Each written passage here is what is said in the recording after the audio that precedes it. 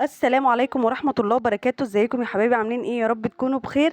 رجعت لكم النهارده بفيديو جديد، وان شاء الله باذن الله واثقه ان الفيديو هيعجبكم. ما تنسيش بقى لو انت مشتركه في قناتي تدوسي على اللايك، ولو انت اول مره تشوفي قناتي ما تنسيش تشتركي في القناه وتفعلي زر الجرس عشان يوصلك كل جديد. وزي ما انتم شايفين كده هنعمل مع بعض النهارده مكرونه بالصوص الابيض وبقطع الدجاج. طريقة سهلة جدا وبسيطة ووجبة جميلة جدا كلنا بنعشقها. أنا عن نفسي بحبها جدا، بحب أعملها في البيت بس خفها عن المكرونة البشاميل. طريقة سهلة جدا ومش مكلفة وبسيطة معاكي. تابعي معايا بقى الفيديو للآخر ويلا بينا نسمي بسم الله عشان أقول لكم هنعمل ايه.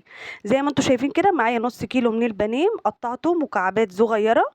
تمام. وطبعا المكرونه حسب ما انت عددكم بقى، حسب ما انت ما بتعملي قد ايه، انا هعمل كيس ونص. تمام.